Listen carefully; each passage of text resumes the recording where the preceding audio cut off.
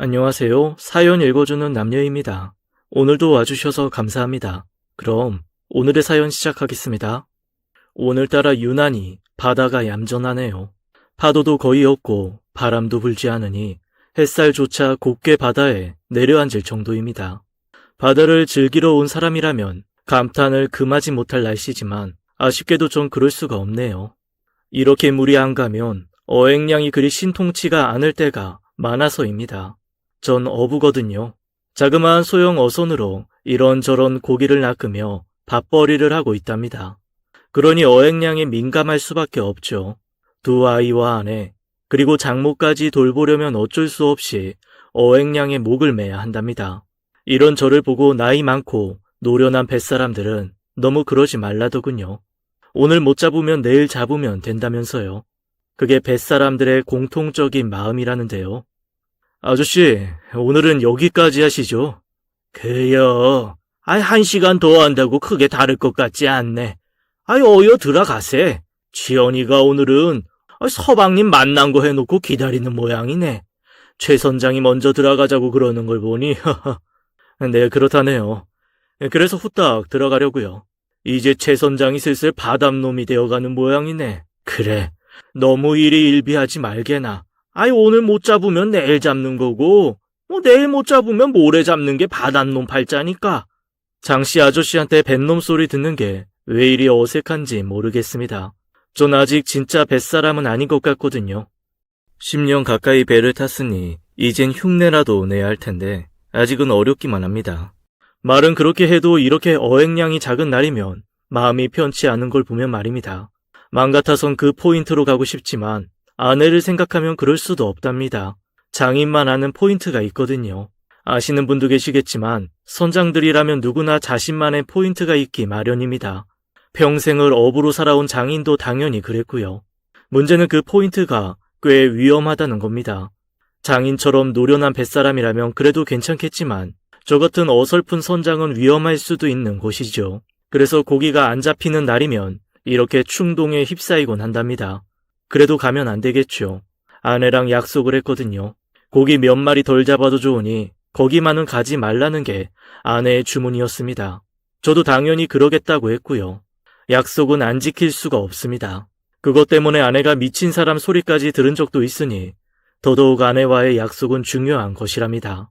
멀쩡한 아내를 미친 여자 취급받게 만든 뱃사람 이야기 한번 들어보시겠습니까? 안녕하세요.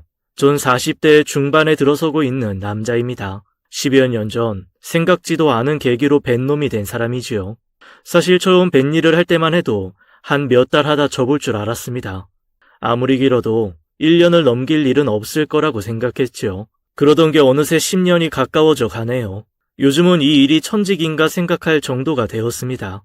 사람 일 모른다더니 제가 딱 그렇지요. 배를 타기 불과 몇 달 전만 해도 전 책상 앞에서 하루 18시간을 공부만 하던 놈이었거든요. 그것도 10년 가까운 세월을 그렇게 살았던 놈이 갑자기 배를 타게 될 거라고는 꿈에도 생각해 본 적이 없었습니다. 제가 사법고시에 매달려 있었거든요. 돌이켜보면 참 기약 없는 일에 제 청춘을 쏟아부었답니다. 좀 더 일찍 포기했다면 인생이 달라졌을 텐데 말입니다. 저 같은 사람이 적지는 않습니다. 요즘은 어떨지 모르겠지만 제가 공부할 당시만 해도 신림동 고시촌에 저 같은 장수생이 흔했으니까요. 적게는 5년에서 많게는 10년 가까운 세월을 2평짜리 방에서 썩어가는 거죠. 그런 사람들의 공통점이 뭔지 아십니까? 일단 어정쩡하게 똑똑하다는 거죠. 고등학교 때까지는 어렵지 않게 1등 하던 사람일 확률이 높습니다. 그런데 세상엔 공부 잘하는 인간들이 너무 많다는 게 문제인 거죠. 덕분에 서울대나 고대 법학과처럼 사법고시로 직통하는 학교는 진입할 수가 없게 되는 거죠. 그보단 조금 낮은 중위권 대학 내지는 지방대 법대에 진학을 하게 됩니다. 그러곤 생각하죠. 내가 운이 없어서 그런 거라고.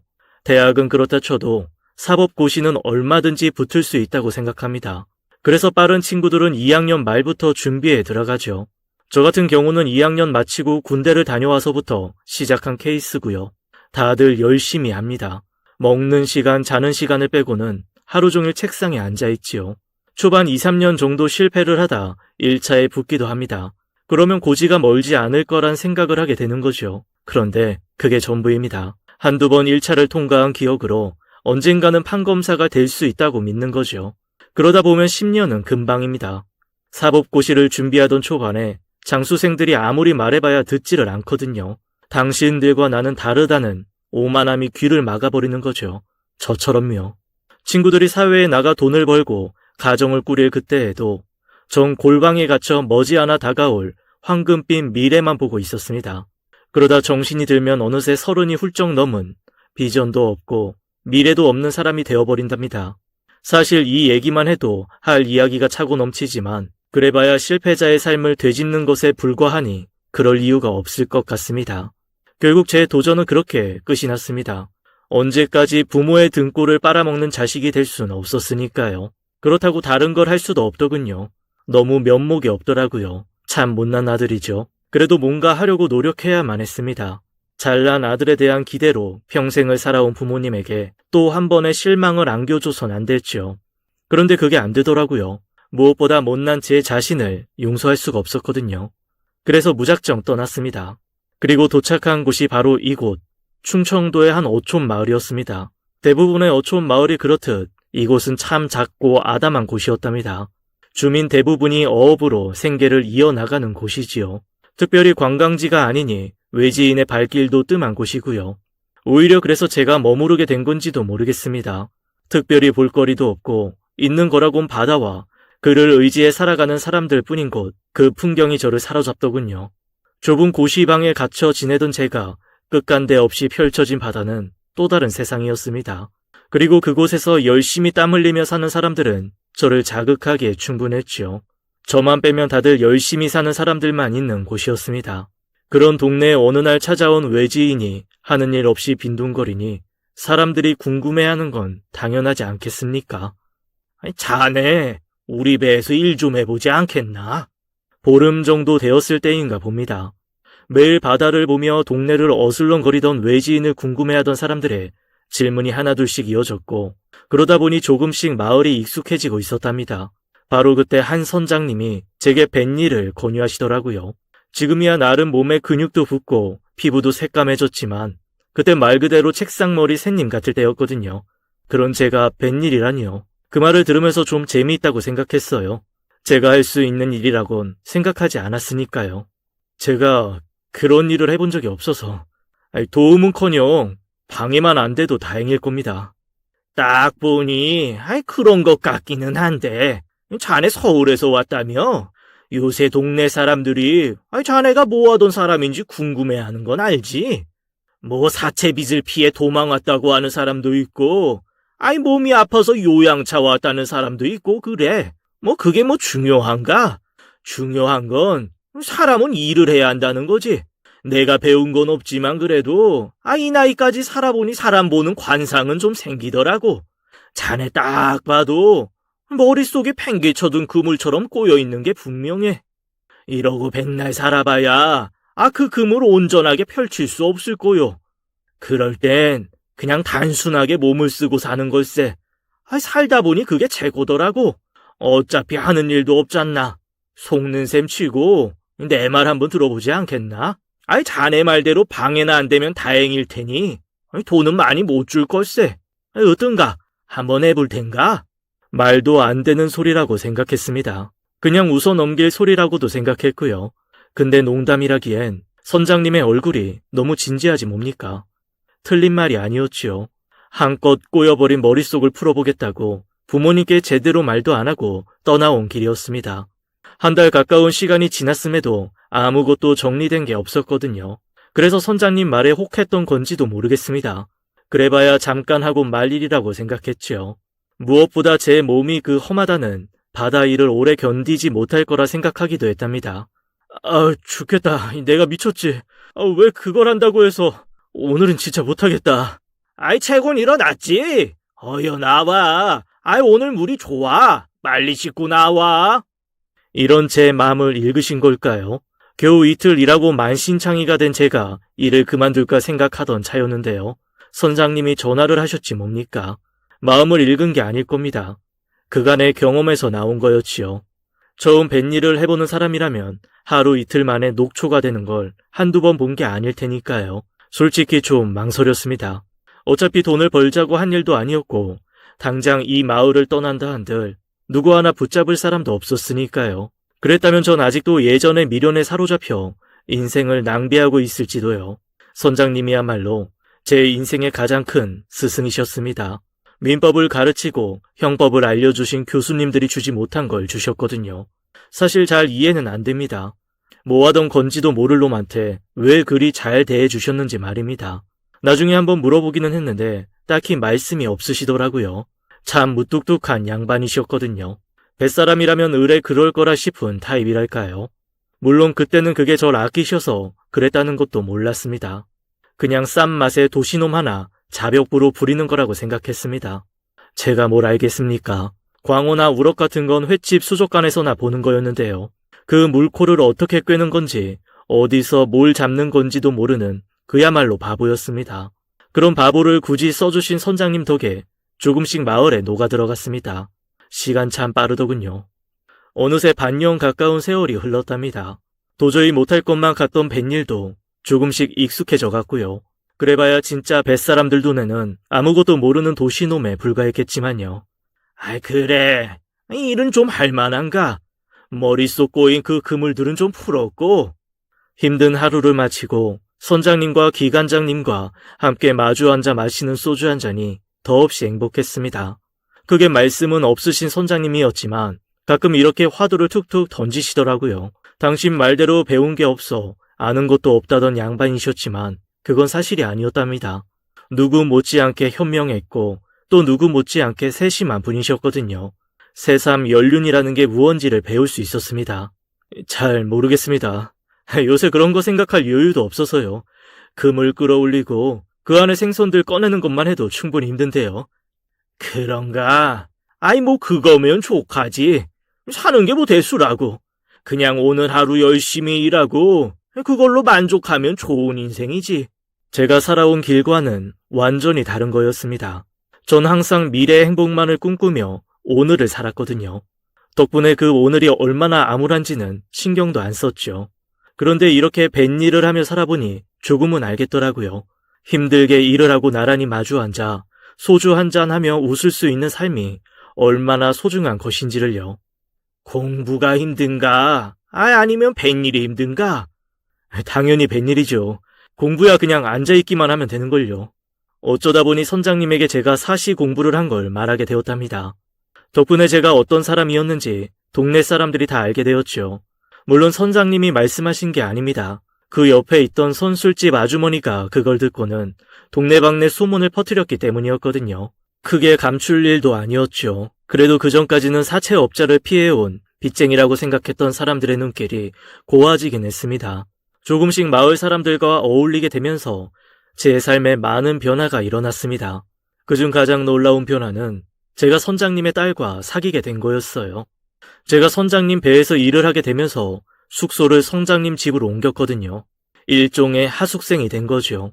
그리고 주인집 딸과 사귀는 하숙생 이야기의 주인공이 된 건 어쩌면 당연한 건지도 모르겠습니다. 딸은 저보다 7살이 어렸습니다. 대부분의 어촌 처녀처럼 대도시에 나가 일을 하다 다시 돌아온 케이스였는데요. 같은 집에서 살다 보니 어떻게 그렇게 되더군요.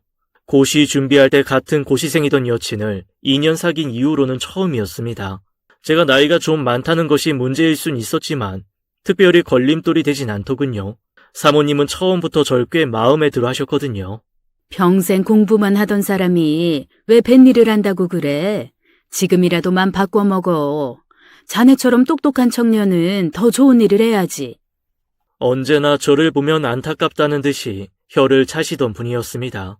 그러면서도 항상 밥상엔 싱싱한 생선을 올려주셨던 분이셨고요. 어쩌면 그 말은 복합적인 건지도 몰랐습니다. 오래 머무를 게 아니면 정 들기 전에 떠나라는 의미도 있었을 거고요. 제가 자신의 딸과 사귄다는 걸 알게 된 이후에는 자식의 미래가 이런 어촌 구석에서 마무리되지 않기를 바라서였을지도 모르겠네요. 그게 무엇이든 사모님은 제 뱃일이 그렇게 고가운 것만은 아니었습니다. 뱃사람의 아내로 사는 일이 얼마나 고단한 것인지를 알아서겠죠. 자신의 딸도 자신처럼 항상 마음을 졸이면서 살기를 원하지 않았던 때문이기도 하고요. 제가 뱃사람으로 한 해 두 해 살다 보니 사모님의 마음을 어렴풋이나마 알게 되더군요. 집사람이 그랬거든요. 아빠 때는 안 그랬는데 당신이 배를 몰고 나가면 그렇게 불안할 수가 없더라고요. 조금만 바람이 불어도 마음이 흔들리게 되거든요. 엄마는 이렇게 평생을 살았구나 생각하니까 엄마가 불쌍하기도 하고. 그러니까 조심해요. 날씨 안 좋으면 배 나갈 생각도 하지 말고요. 그게 가족인가 봅니다. 함께 배를 타고 있지 않아도 똑같이 불안해하는 사람들이요. 남자도 마찬가지입니다. 자신을 믿고 의지하는 가족을 위해 웬만한 위험은 감수하게 되죠.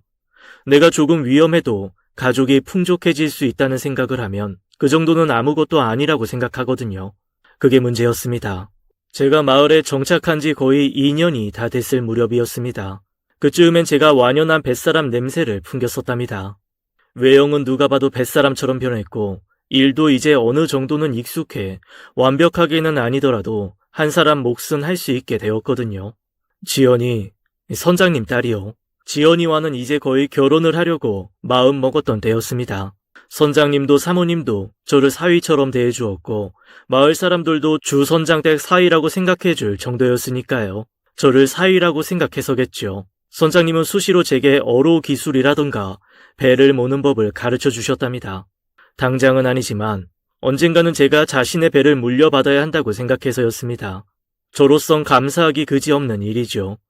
뱃사람들의 최종 목표는 선장이니까요. 누구는 선주가 목표라지만 전 그렇게 생각 안 합니다.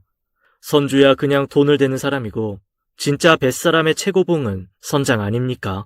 근데 선장이 되려면 못해도 한 20년을 배를 타야 된다고 그러더군요.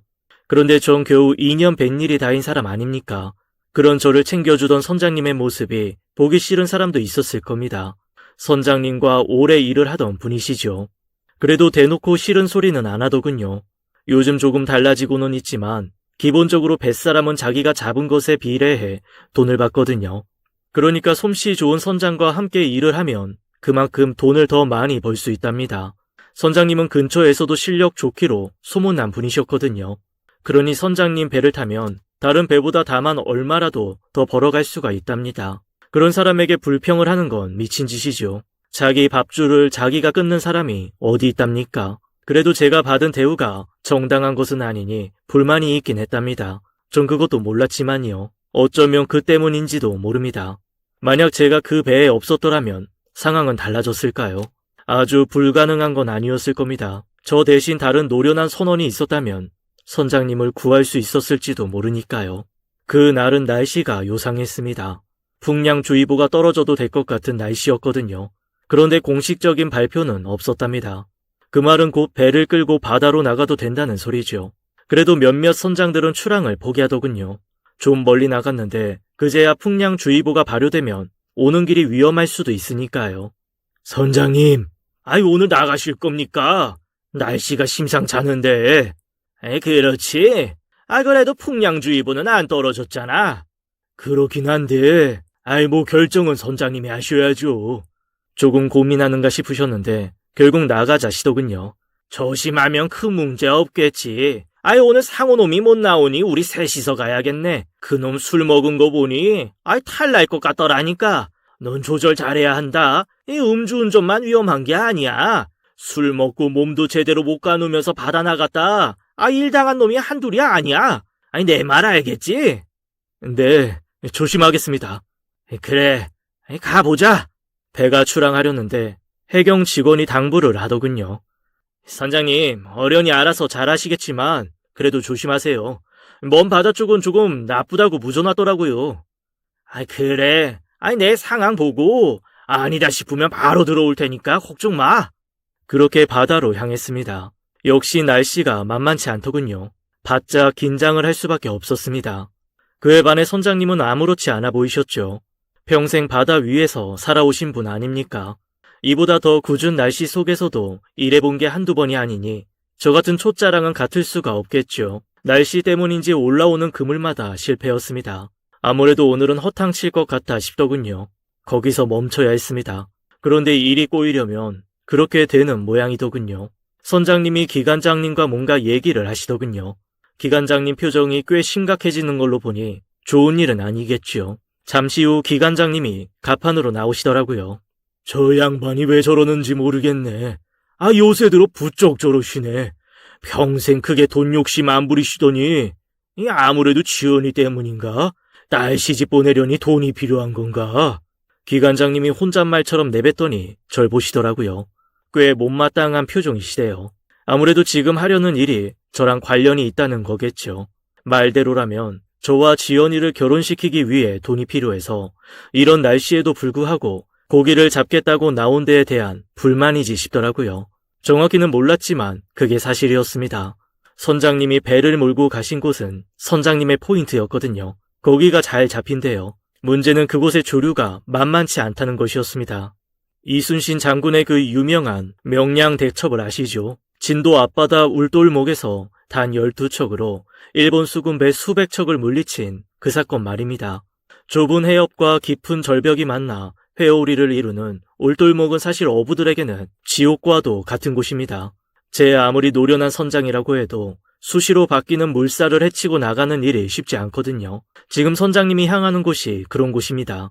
물론 울돌목만큼 조류가 심한 곳은 아니지만 그래도 수시로 물결이 흔들려 다른 선장님들은 그리 반기지 않는 곳이거든요. 그래봐야 선장님 실력이면 위험을 감수할 정도는 아닌 곳이었습니다. 문제는 그날 날씨가 안 좋았다는 거죠. 안 그래도 나쁜 물살을 지닌 곳인데 날씨까지 꾸준히 평소보다 훨씬 위험했다네요. 저야 뭘 압니까? 나중에 다른 뱃사람들이 하는 말을 들은 거죠. 원숭이가 나무에서 떨어지는 일은 아주 불가능한 게 아니었습니다. 그곳에서 내린 그물에 고기들이 가득 찼답니다. 기관장님이 다른 일로 잠시 뒤쪽으로 사라지시는 바람에 저랑 선장님 둘이서 그물을 올릴 때였습니다. 순간 거센 물결이 배를 덮쳤습니다. 순식간에 선장님이 바다로 떨어지셨죠. 그걸 보고도 믿을 수가 없었습니다. 그래도 설마 했죠. 저라면 죽었겠지만 선장님은 그래도 괜찮으실 거라고요. 제 비명을 듣고 기관장님이 오셨습니다. 무슨 일인지 단박에 아시더군요. 선장님이 물결에 휩쓸려 가라앉았다 떠오르시기를 수십여 차례 저희가 부랴부랴 줄을 내렸지만 그걸로는 불가능했습니다. 그렇다고 뛰어내릴 수도 없는 날씨였고 파도였습니다. 그렇게 저희는 배의 주인을 잃어야만 했습니다. 해경이 오고 나서야 간신히 선장님의 시신을 수습할 수 있었답니다. 처음 보는 일이었으니 저야 당연히 넋이 나갔죠. 무서웠습니다. 사람들이 바다를 무섭다 해도 실감이 나지 않았거든요. 조금 궂은 날씨에 조업을 할 때 밀려오는 커다란 파도에 흔들리는 뱃속에서 멀미를 하긴 했어도 그게 목숨을 위협하는 거라고까진 생각 안 했습니다. 근데 막상 그 모습을 직접 보니 비로소 공포감이 밀려오더군요. 제가 바다를 너무 만만히 본 거였습니다. 마을은 난리가 났지요. 누구보다 노련한 뱃사람이 죽었으니 왜 안 그렇겠습니까? 잊을만 하면 터지는 인명사고로 마을은 뒤숭숭해졌습니다. 졸지에 가장을 잃은 사모님과 지혜의 충격은 말할 필요도 없겠죠. 저도 그랬습니다. 선장님은 제게 아버지였고 선생이었습니다. 고시의 실패에 방황하던 저를 끌어올려 주신 은인 같으신 분이었습니다. 더군다나 조만간 장인이 될 분이셨는걸요. 당연히 엄청난 충격을 받았습니다. 무엇보다 직접 그분의 죽음을 보고 나니 그렇게 무서울 수가 없더군요. 거의 한 달을 공포에 떨어야 했습니다. 그래도 계속 그러고 있을 순 없었습니다. 선장님이 안 계신 지금 이 집안을 책임져야 할 사람은 저였으니까요. 어머니, 저 내일부터 다시 뱃일 나가겠습니다. 안 되네. 지연애비 죽은 걸 벌써 잊었어? 그깟 뱃일이 뭐라고? 난 이제 지긋지긋해. 이참에 저 흉물스런 배도 팔아버릴 걸세. 이제 두 번 다시 뱃일은 없어. 엄마 말이 맞아. 오빠 혼자서 뭘 한다고. 아빠도 힘든 일이야. 우리 이제 뱃일은 그만하자, 응? 두 사람의 심정을 모르는 건 아니었지만 그렇다고 뱃일을 그만둘 수는 없었습니다. 제가 그게 아니라면 뭘로 이 두 사람을 건사하겠습니까? 뱃일이 위험한 건 맞습니다. 선장님을 잃은 게 그 증거죠. 그렇지만 그걸 안 하면 뭘 하겠습니까? 사모님 말대로 배를 팔고 그 돈으로 할 수 있는 일이 뭐가 있다고요. 뱃일만큼 정직한 건 없습니다. 노력하면 그 노력만큼의 보상을 가져다 주니까요. 솔직히 그게 좋았습니다. 백날 읽어봐도 대답 없는 민법, 총론을 들여다보는 일은 두 번 다시 없을 겁니다. 그보다는 내 몸을 움직여 내 사람들을 보살필 수 있는 이 일이 좋았습니다. 이 문제로 일주일 가까이 씨름을 했습니다. 가장을 잃은 가족들이니만큼 양보할 생각이 없더군요. 그런데 그건 저도 마찬가지였습니다. 제가 가장이니 위험을 무릅써야 했거든요. 결국 제가 이겼습니다. 어머니, 제 뜻 받아들여줘서 감사합니다. 지연이도 고맙고, 그래서 드릴 말씀이 있습니다. 저 지연이랑 결혼하려고요. 결혼? 지연 아빠 떠난 지 얼마나 됐다고. 반대하는 게 아니라 지금 시기가. 네, 식을 올린다는 건 아닙니다. 그럴 수도 없고요. 일단 혼인신고부터 하려고 합니다. 제가 이 집의 가장이 되려고요. 그래야 제가 더 책임감 가지고 일할 수 있을 것 같습니다. 그리고 가장이니만큼 더 안전하게 조업하려고 노력할 거고요. 오빠, 그랬습니다. 공식적으로 한 가족을 책임지는 사람으로서의 무게를 안고 바다에 나가고 싶었답니다. 돌봐야 할 사람이 있다면 더 조심하고 더 노력할 수 있을 거라 믿었습니다. 물론 제대로 된 결혼식을 올려주지 못하는 것에 대한 미안함은 있었지만 그건 나중에 해도 될 일이지 않습니까? 그렇게 지연이와 저는 부부가 되었습니다. 조심해. 날씨 나쁘다 싶으면 금방 들어오고. 장씨 아저씨 말 잘 듣는 것도 잊지 말고. 그래, 장씨 아저씨 말도 잘 듣고 네 말도 잘 들을게. 그러니까 걱정하지 말고 시간 나면 전화도 할게. 제가 배를 맡으면서 함께 일을 하게 된 분이 장씨 아저씨입니다. 그 전에 함께 일하던 기관장님은 저와는 맞지 않아서요. 사실 장인이 가끔 그랬거든요. 기관장이 좀 믿음이 안 가는 타입이라고요. 그래도 오래 일한 정이 있어 봐주시기는 하지만 언제 한번 이야기하겠다 그러시더라고요. 그런 분을 데리고 일할 수는 없죠. 장씨 아저씨는 장인과 예전에 일을 하신 분이셨습니다. 남해 쪽에서 일을 하시다 얼마 전에 장모의 부탁으로 다시 오셨답니다. 실질적인 선장 역할을 해주실 분이니 믿을 분이 필요해서였습니다. 그 외에 베트남 친구인 호왕도 함께 일을 하고 있답니다. 저보다 1살 어린 친구지만 뱃일만 놓고 보면 한참 선배격이죠. 저희 배가 작은 거라 서너 명이면 충분하거든요. 오늘도 잘 부탁드립니다. 호왕도 파이팅! 다행히 우리는 손발이 잘 맞았습니다. 선장 같지는 않은 선장이지만 서로 믿어주며 일을 하다 보니 조업이 나쁘진 않더군요. 다들 열심히 했지요. 저는 가족을 부양해야 했고 호왕도 마찬가지였습니다. 장씨 아저씨는 이 배의 책임자 역할을 무리 없이 수행해 주셨죠. 그렇게 6년이라는 세월이 흘렀습니다. 이제 최 선장이 다 해도 돼. 그간 고생했어. 아직입니다. 아저씨가 저보다 100배 나으신데요. 그건 당연하지. 내가 자네 태어나기 전부터 뱃사람이었는데 그래도 이 배 선장은 자네야. 그렇다고 내가 손 놓는다는 말은 아니잖아. 호황도 같고 새로운 친구도 들어왔으니 이젠 최 선장이 앞에 서는 거야. 네, 호황이 얼마 전 귀국을 했습니다. 듣기로는 베트남에 집도 한 채 마련했고 땅도 적잖이 샀다는군요. 그럴만하죠. 참 부지런한 친구였습니다. 마음 같아선 보내고 싶지 않았지만 그 친구에게도 돌봐야 할 가정이 있지 않습니까? 호황을 보내고 호황의 추천으로 새로 들어온 친구 역시 베트남 친구였습니다. 푹이란 친구인데 이 친구도 나쁘진 않습니다. 5년 정도 배를 탔으니 민폐를 끼칠 수준은 아니죠. 장씨 아저씨가 키를 제게 완전히 떠넘기신다고 하신 것도 이런 이유 때문입니다. 새로 오는 친구에게 선장으로서의 권위를 보이라는 거죠. 참 고마운 양반입니다. 그렇게 제가 본격적인 선장으로서의 길을 가게 됐습니다. 이제 저도 웬만큼은 곡이 있는 자리도 알게 됐고 크게 부끄럽지 않은 실력을 갖춘 것도 사실이니까요. 그 사이 아이도 둘이나 봤답니다. 큰 놈이 아들이고 둘째가 딸입니다. 제가 지켜줘야 할 사람이 넷이나 됐으니 더 열심히 일해야겠죠. 그런데 그게 잘 안 되더군요. 가와 만사성이라는 게 그게 잘 안 됐거든요. 무슨 일인지 모르는데 최근 아내가 절 대하는 태도가 이상해서요. 생전 안 그러던 사람이 수시로 제 말에 토를 달더라고요.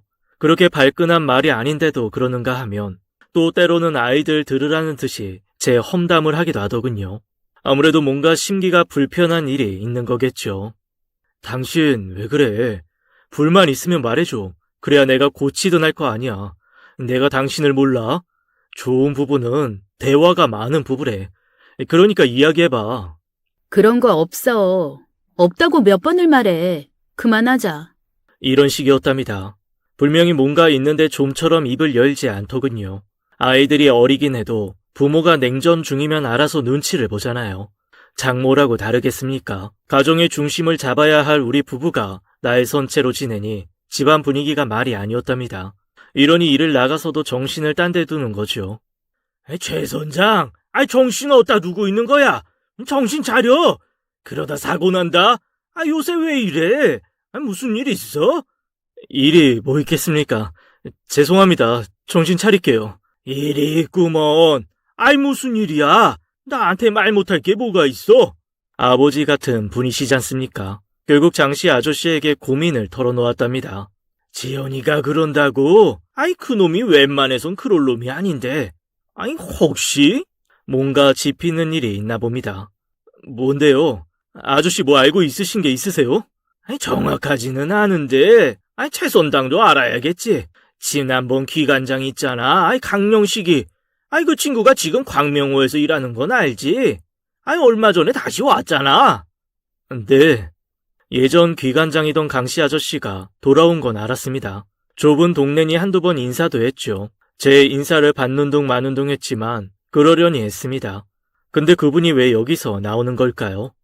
그 친구가 자네한테 감정이 좋지 않나 보더라고. 자기를 잘났다고 생각하나 봐. 그게 아닌데요. 저희 배가 한 달 넘어 쉬기도 했고 또 아저씨한테 말 못할 것도 없죠. 장인 어른이 그러셨어요. 강씨 아저씨가 손버릇이 별로라고.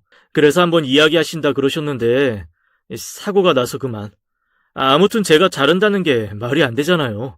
알지. 그 친구 그런 거 모르는 사람이 있을까?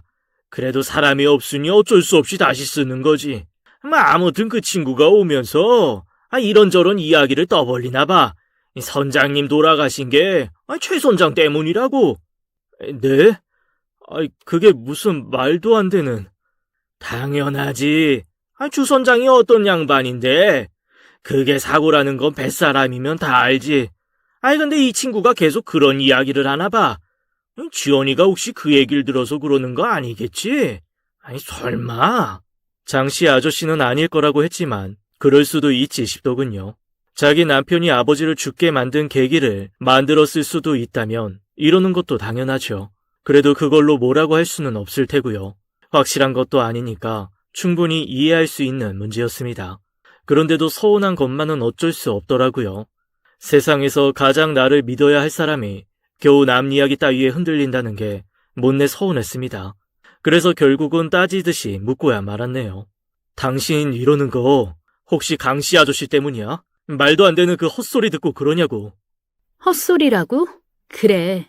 내가 그런 이야기가 돌길래 아저씨 만났어. 직접 만나서 들으려고. 아빠 돌아가실 때는 그런 정신이 없었으니까. 사고 나고 강씨 아저씨가 다른 데로 배 타러 가서 보지도 못했잖아. 그런데 돌아오시고 나서 그런 이야기를 했다길래 처음엔 안 믿었어. 그런 이야기 하지 마시라고 하려고 했어. 근데 직접 봤다잖아. 당신이 그물을 놓쳐서 그거 잡으려다 그렇게 됐다는 걸 직접 봤대. 더 놀란 건 당신이 아빠 떨어질 때 잡으려는 시도도 안 했다면서. 어떻게 사람이 그럴 수 있어? 그러고도 나보면서 속 편할 수 있었냐고. 정말 기가 차더군요. 제가 아무리 어리바리해도 그런 일이 있을 리가 없지 않습니까? 더군다나 강씨 아저씨는 사고 당시 배 뒤편에 문제가 생겨서 사고 순간을 보지도 못한 사람인데요. 100번 양보해 정말 그 장면을 봤다면 그땐 왜 가만히 있었냐고요. 그럴 사람이 아닌데 말입니다. 아무래도 단단히 저한테 앙심을 품은 모양이네요. 그래도 상관없습니다. 그런 사람은 상대를 안 하면 그뿐이니까요. 그렇지만 아내의 태도만큼은 못 견디겠더라고요. 어떻게 그런 말을 믿어? 내가 그런 사람이야? 당신이 봐서 알잖아. 내가 그런 짓을 하고도 아무렇지 않게 살 수 있는 사람이냐고. 진짜 서운하다. 어떻게 날 그렇게 못 믿어? 아니지. 지금 하는 걸 보면 당신은 날 안 믿고 싶은 모양이다. 이러고도 우리가 부부 맞니? 부부가 맞냐고? 모르겠다. 진짜 우리가 부부가 맞긴 해? 장모님도 계시고 아이들도 있으니 부부싸움을 해도 좀처럼 큰 소리를 내지 않으려 애썼습니다만 이 순간만큼은 그게 안 되더라고요. 계속해봐야 감정만 상할 것 같아 결국은 제가 집을 나왔습니다. 술이라도 한잔 해야 할 것 같아서요. 그렇게 혼자 술을 마시고는 느지막이 집에 들어갔어요. 불이 다 꺼진 집을 보니 왠지 서글프대요. 이 마을에 산 이래 처음으로 제가 있어야 할 곳이 아닌 것 같다는 생각이 들었습니다. 아내와는 서로 말도 주고받지 않으며 시간을 보냈습니다. 하루가 지나고 또 하루가 지났습니다. 그렇게 보름이 흘렀죠. 중간에 제가 강 씨를 찾아가 따지겠다고 하자 장 씨 아저씨가 말리더라고요. 그 사람 말이 사실이 아니란 건 동네가 다 아니 괜한 시비 붙지 말라면서요. 그러니까 더 서운한 거 있죠. 동네 사람도 다 아는 걸 왜 아내가 모르나 싶어서요. 부부간의 불화가 이런 것 같아요. 충분히 이해할 수 있는 상황인데도 일단 한번 마음이 삐뚤어지면 이해할 수 있는 것도 오해하고 서로 헐뜯게 되는 거 말이죠. 저희 부부가 딱 그랬거든요. 처음으로 이혼이라는 걸 생각해 볼 정도로 저희 관계가 악화되었습니다. 그래도 실행을 옮길 생각은 없었죠. 한풀 열기가 식긴 했겠지만 전 여전히 아내를 사랑하고 있었으니까요. 게다가 아이들도 있고 저를 언제나 챙겨주는 장모님도 있잖아요. 솔직히 아내가 조금만 저를 이해해준다면 전 원래대로 돌아갈 수 있다고 생각했어요. 실제로도 그랬고요. 근데 아내는 좀처럼 그럴 기미를 보이지 않더라고요. 바로 그때였습니다. 웬만해선 저희 부부 일에 개입하지 않으시던 장모님이 더는 못 보겠는지 뭔가를 내놓으셨답니다. 저는 그걸 못 봤지요. 아마 장모님이 아내를 따로 불러 무언가를 주신 것 같더라고요. 그걸 본 아내가 펑펑 울었다더라고요. 나중에 아내가 직접 해준 말입니다. 엄마가 뭘 주는 거야. 뭔가에서 봤더니 아빠 글씨가 적힌 노트더라. 하나는 항해일지 같은 거고 또 하나는 일기장 같은 거였어. 엄마가 아빠 배에서 가져온 거래. 처음에는 그걸 줄까 하다가 참았대. 혹시 그걸 주면 당신이 그 어장 찾아갈까 봐 무서우셨대. 거기 아빠가 찍어놓은 포인트들이 들어있어. 아빠가 사고를 당한 거기도 있고 나머지도 보니 만만한 데가 아니더래. 엄마도 뱃사람 와이프로 평생 살아왔으니 모를 수가 없잖아. 그래서 안 줬대. 근데 우리가 싸우는 걸 알게 되셨잖아. 그게 강기관장 아저씨 때문인 것도 알게 되고. 그래서 어쩔 수 없다 싶으셨나 봐. 내가 다 봤어. 우리 아빠 참 왜 말을 안 하고. 아내가 봤다는 항해 일지는 일종의 어장을 기록해 놓은 거였답니다. 장모 말대로 고기가 나오긴 하지만 위험 요소가 적지 않은 곳이 많다네요. 그래서 끝까지 그건 안 보여주더라고요. 장모가 걱정하는 것처럼 아내도 내가 거길 갈까 무서웠던 거죠. 그래도 아버님 일기장은 보여주대요. 아내가 보고 그렇게 울었다는 그 일기장 말입니다. 사실 일기라기보다는 그냥 낙서라고 해야 더 맞겠네요. 날짜도 없고 그냥 여기저기 흘리듯이 써놓은 글이더군요. 저도 가끔 본 적이 있습니다. 금을 내리고 기다리는 시간에 장인이 뭔가를 쓰곤 했거든요. 전 그게 이런 것인 줄은 몰랐습니다. 여러 가지 내용들이 있더군요. 가장 많은 건 가족에 관한 것이었습니다. 주로 제 처에 관한 거더군요. 가끔 제 얘기도 있더라고요. 이놈을 사이로 삼으면 어떨까? 아이 평생 공부만 했다는데 마누라랑 지 새끼를 먹여 살릴 수는 있을까? 아이 그래도 심정은 고운 놈 같은데 똑똑하긴 한 모양이다. 아니 뭔가를 가르치면 금세 흉내내는 걸 보니 게다가 성실하기도 하다. 지 말대로 하루에 18시간 공부만 하고 산 게 맞는 모양이다. 아쉽다. 그 어렵다는 판검사 시험 통과할 수도 있었을 것 같은데. 아이 그럼 우리 지연이가 판사님 사모님 되는 건가? 그래도 좋게 봐주셨네요. 하긴 그랬으니 이런 놈을 사위로 허락하신 거겠죠. 그러나 정작 중요한 것은 그게 아니었죠. 부모 잘못 만나 피지도 못한 내 딸을 볼 때마다 마음이 쓰리다. 더 잘해주고 싶은데 내가 가진 게 없으니 좀 더 욕심을 부려야 하지 않을까. 다른 배보다 1시간 빨리 나와서 1시간 늦게 들어가자. 바람이 거칠어도 파도가 드세도 지연이 생각해서라도 더 부지런히 잡아야겠다. 어젠 정말 최악이었다. 온통 잡고기들 뿐이니 이래서야 지연이 시집갈 돈을 모을 수 있을까? 지연이도 사이놈은 괜찮다지만 내가 괜찮지가 않다. 오늘은 밤을 새서라도 만선하고 말리라. 이 포인트를 갈 땐 사이놈을 데리고 가지 말아야 하는 거 아닐까 싶다. 노련한 놈들도 자칫 위험할 수 있는데 혹시라도 사고 나면 지연이한테 얼마나 욕을 먹을까 싶다. 그래도 안 갈 수는 없지. 지연이 챙겨주려면 당분간은 어쩔 수 없는 모양이다. 그렇게 무뚝뚝하셨던 분이 쓴 거라는 게 믿겨지지 않더군요. 누가 뱃사람 아니랄까봐 좀채 애정 표현을 안 하던 분이셨으니까요. 그런 분이 이런 생각을 하고 계셨군요. 그러니 아내가 울만하죠. 자기 때문에 위험한 것도 상관없다는데 안 울 수가 없겠죠. 더군다나 결국 사고가 나기까지 했으니 아내는 자기 탓을 할 수도 있었겠네요. 그러지 않기만을 바라야죠. 이젠 아내도 부모가 됐으니 장인의 저 마음을 이해할 거라 믿습니다. 그러다 중간에 본 글이 제 눈을 사로잡대요. 영식이 저놈이 왜 저러는지 모르겠다. 어제도 술 먹다 사이놈 헐뜯는데 사이가 나 없을 때 내 욕을 그렇게 한다네. 일은 많이 시키고 돈을 안 준다고 그랬다네. 내가 사람 마음을 다 알 수는 없지만 사위가 그럴 인간이 아니란 것쯤은 안다. 돈이 필요했다면 여기서 이러고 살 이유가 없을 테니. 그런데도 영식이가 저러는 건 아무래도 나 다음에 지가 이 배를 몰 거라고 생각했기 때문이겠지. 아무래도 언제 날 잡아서 한번 이야기해야 할 모양이다. 내가 지놈 뒤로 삥땅 치는 거 눈 감아준 게 한두 번이 아닌데. 내 밑에서야 괜찮지만 다른 선장한테 들키면 치도곤을 당할 텐데 다 내 잘못이다. 영식이 놈이 없는 말 지어내는 것도 손버릇 나쁜 것도 내가 초장에 못 잡아서다. 그래도 내 밑에서 10년을 지낸 놈인데 마음이 답답하다. 이 이야기는 아버님이 해주신 이야기군요. 근데 몰랐던 이야기도 있네요. 제가 뒤에서 아버님 욕을 했다는 이야기 말입니다. 진짜 이 사람은 자기가 아버님 뒤를 이어 이 배의 선장이 되기를 바랬던 걸까요? 그런 것 같습니다. 그런데 아무것도 아닌 제가 갑자기 나타나 그 자리를 빼앗았으니 셈이 날만도 하겠네요. 그래도 방법이 틀린 건 맞지만 말입니다. 장씨 아저씨 말대로 그냥 모른 채 할 일입니다. 이 좁은 동네에서 그 사람 성정이 어떤지를 모르는 사람이 없으니까요. 제가 장인의 일기장을 보는 내내 아내가 제 눈치를 보더라고요. 아내는 저와 달리 이 모든 것을 다 보았으니 강 씨가 어떤 사람인 걸 확실히 알았겠죠.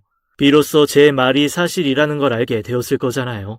그러니 미안한 마음에 저러는 거였습니다. 조금은 괘씸했지만 전 남자 아닙니까?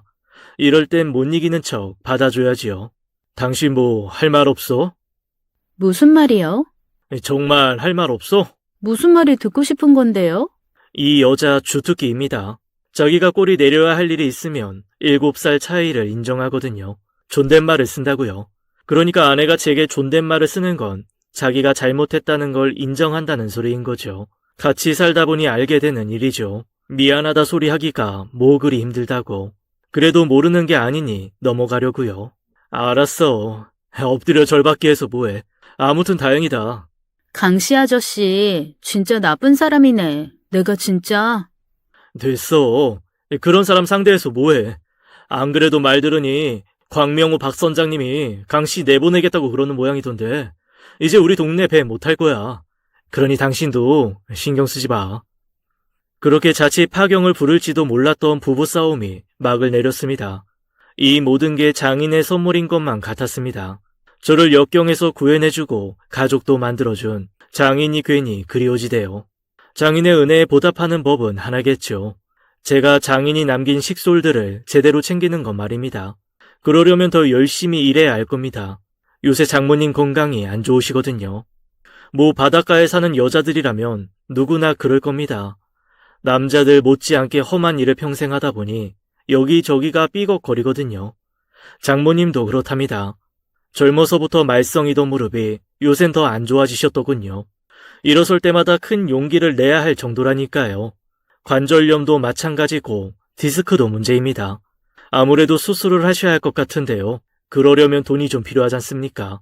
진짜 열심히 일했습니다. 장인 말대로 남들보다 1시간 더 빨리 나가고 1시간 더 바다에서 머무르자 했거든요. 제가 말씀드렸죠. 뱃일이 좋은 게 노력하면 그만큼의 보상을 준다는 말이요.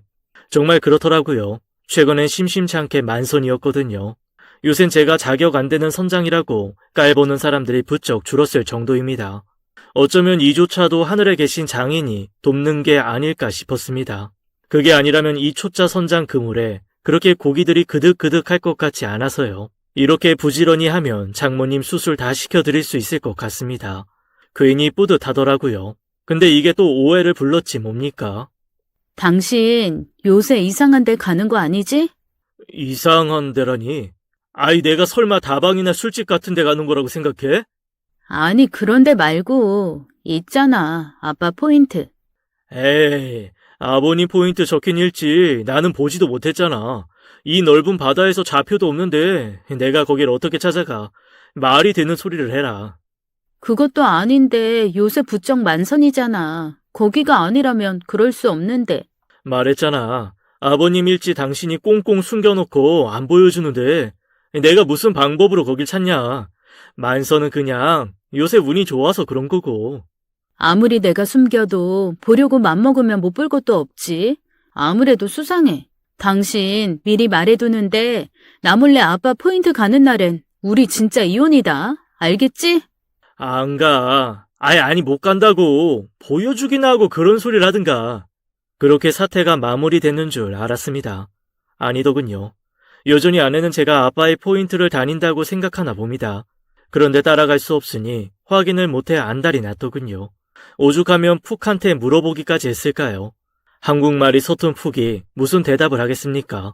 그렇다고 장씨 아저씨는 대답해주지 않을 게 뻔하죠. 설령 그런 곳에 갔다 해도 아내가 걱정할 거라니 말 안 해줄 거라 생각하니까요. 그래서 선택한 것이 우리 마을을 발칵 뒤집어 놓았답니다.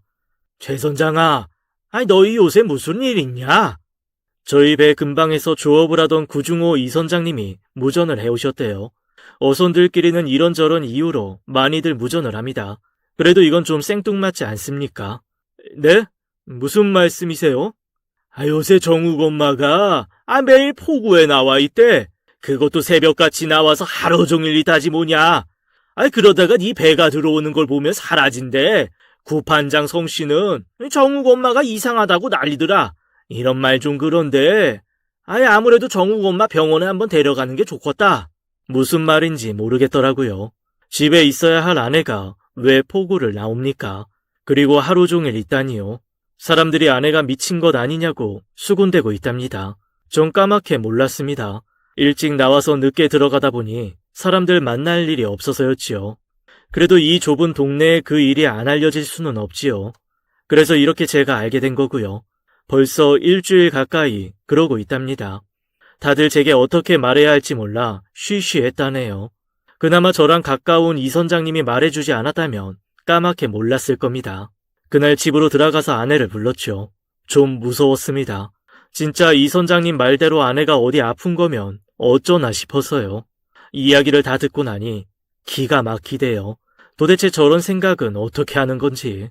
그러니까 당신 말은 내가 당신을 배에 태워주지 않아서 시위한 거라고?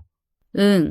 아무리 봐도 당신이 이상한 데 가는 것 같은데 퍽도 아니라고 하고 장씨 아저씨한테는 물어봐도 대답 안 해줄 것 같고 당신은 배에 태워주지도 않고 그래서 그랬어. 이렇게 하면 당신이 배에 태워줄 것 같아서. 내가 어이가 없어서 말이 안 나온다. 내가 아니라고 그랬잖아. 아버님 포인트 알지도 못한다고. 솔직히 안 믿겨. 요새 다른 배들 고기 없다고 난리인데 왜 우리 배만 매번 만선이냐고. 상식적으로 생각해도 말이 안 되잖아. 난 그게 아빠 포인트라고 생각해. 근데 당신은 말로만 아니라고 하지 실제로는 그걸 증명해주지도 않잖아. 그러니 내가 따라간다고. 근데 안 된다고만 하잖아. 그래서 이렇게 하는 거야. 사람들이 요새 나 미쳤대. 아직 미친 건 아닌데 계속 이러면 그럴지도 몰라. 그게 싫으면 나한테 확인시켜 주든가. 말로만 하는 건 못 믿어. 아내는 그러더군요. 자기 솔직히 많이 무섭다고. 뱃사람의 아내로 살아가는 사람이라면 다들 그렇긴 합니다. 특히 아내는 장인을 잃어버린 경험이 있으니 더 그럴 테고요. 제가 생각이 짧았습니다. 결국 아내가 저러는 건 저를 그만큼 사랑한다는 뜻이지 않습니까? 전 그저 아내가 힘들게 뱃일 하는 게 싫어서 그런 것뿐인데 말입니다. 이렇게까지 하는 사람을 더 걱정시킬 수는 없지 않습니까? 결국 장씨 아저씨와 상의 끝에 아내를 배에 태웠습니다. 우리 배에 여자가 탄 건 처음이네. 선장이 그러자니 내 어쩔 수 없지만 너도 대단하다. 기껏 입에 타려고 그렇게 쇼를 했다는 거잖냐. 이 괘씸한 거사. 내가 소문 듣고 얼마나 놀랐는 줄 아냐? 난 진짜 네가 미친 줄 알았다. 공판장 사람들이 네가 하루 종일 넋놓고 바다만 바라보다길래 아무튼 너 단단히 각오해라. 네가 받은 일이 얼마나 고된지 제대로 맛을 봐야 고집을 안 부르지. 그렇게 아내가 제 배를 탔습니다. 말은 그렇게 했지만 장씨 아저씨는 아내를 부려먹지도 않더군요. 그럴 수밖에 없죠. 명색이 뱃사람의 딸인 아내가 왜 그렇게 멀미를 하던지요. 처음부터 끝날 때까지 멀미를 하느라 누워만 있다가 왔거든요. 진짜 멀미를 제대로 해본 분은 알 겁니다. 정말 죽을 맛이 뭔지 알게 되거든요. 그 정도면 다시 안 따라올 줄 알았습니다만 착각이었습니다. 아내는 3일을 따라왔답니다. 그리고 그 3일 내내 멀미를 했고요. 그리고는 다시 배에 오르지 않았지요. 제가 장인의 포인트에 가지 않고도 만선을 하는 걸 본 후에야 비로소 안심을 하더라고요. 고맙더라고요. 이렇게까지 저를 생각해 주는 게요. 가족이란 존재가 얼마나 소중한지 아내를 통해 다시 깨달았습니다. 그래서 저는 오늘도 열심히 그물을 당기고 있습니다. 펜 대신 그물을 잡았지만 그 선택이 너무나 자랑스러웠답니다. 그 그물에 든 고기 하나하나가 저희 가족을 지켜주는 약속 아니겠습니까? 이야기 들어주셔서 감사합니다. 저는 또 그물을 내리러 가야 하니 이만 물러나겠습니다. 지금까지 사연 읽어주는 남녀였습니다. 끝까지 함께 해주신 여러분 감사드리며 저희는 다음 사연으로 돌아올게요. 감사합니다.